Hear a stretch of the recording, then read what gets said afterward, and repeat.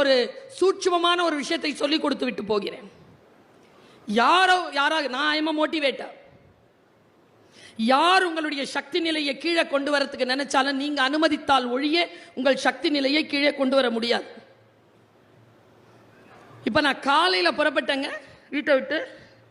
நேற்று நான் தேனி புத்தக கண்காட்சியில் பேசிட்டு காலையில் 4 மணிக்கு வந்து சென்னையில் இறங்கிட்டு வீட்டுக்கு போய் குளிச்சு ட்ரெஸ் பண்ணிட்டு காலேஜ்க்கு போயிட்டு காலேஜ் அட்டன் பண்ணிட்டு 2 மணிக்கு மேலே புறப்பட்டு இதோ உங்கள் முன்னால் வந்து நிற்கிறேன். காலையிலேருந்து என்னுடைய சக்தி நிலையை நான் கீழே போடலை. எனக்கு தொண்டை கட்டி இருக்கு. ஒருவேளை தான் சாப்பிட்டு இருக்கிறேன். சக்தி நிலையை எப்படி தூக்கி நிறுத்துறது? பல பேரை நான் பார்க்குறேன், காலையில் ஆரம்பிச்சு டக்குன்னு டல்லாயிடுறீங்க. எனக்கு என்ன மட்டும் டல்லாக்கிறதுக்கு சூழல் வராதான்? எப்படி இருக்கேங்க நான்?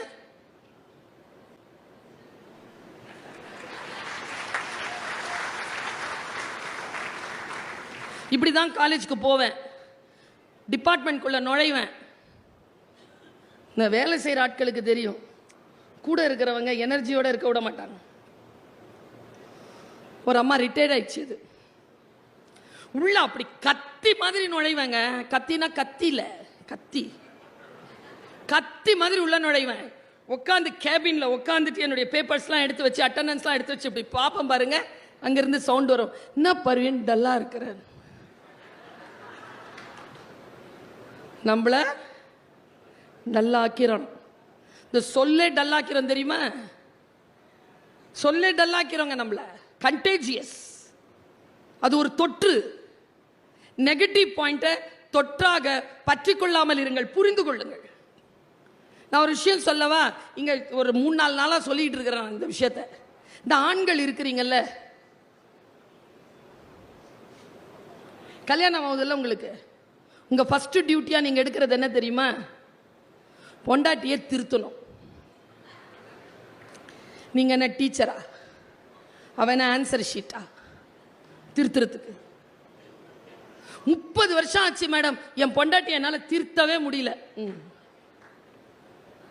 குர்ஆன்ல இருந்து ஒரு வார்த்தை சொல்றேன், மனிதர்களை புரிந்து கொள்வதற்காக சொல்லுகிறேன். உங்கள் மனைவி உங்கள் விழாவில் இருந்து உருவப்பட்டவள். விழா எலும்பு வளைந்துதான் இருக்கும், அதை நேராக்க முயற்சி செய்யாதீர்கள், உடஞ்சிரும். உங்க முதுகெலும்பு இல்லை, நெஞ்செலும்பு விட்டுறோம். ஒன்றை நாம் நல்ல வார்த்தைகள் யார் வேண்டுமானாலும் யாருக்கு வேண்டுமானாலும் சொல்லலாம். ஆனால் அடிப்படையிலேயே கோளாறாக இருப்பதை இன்றிலிருந்து நான் சொல்லுகிறேன். மற்றவர்கள் மனதில் தெய்வமாக உயர்ந்து நிற்பதற்கு மற்ற மனிதர்களை அடிப்படையில் எப்படி புரிந்து கொள்வது? பஞ்சதந்திரத்தில் ஒரு 6 மாதம் இருக்கும். அதுக்கு முன்னால் நான் ஒரு விஷயம் படித்தேன். என்னங்க மனிதர்கள், நம் முன்னோர்கள் எந்த மாதிரியான சொல் பொக்கிஷத்தை நமக்காக தந்துவிட்டு போயிருக்கிறார்கள் பாருங்க.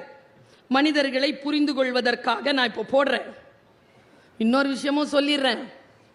ஓஷோ சொல்வார், சொற்கள் என்னுடையவை,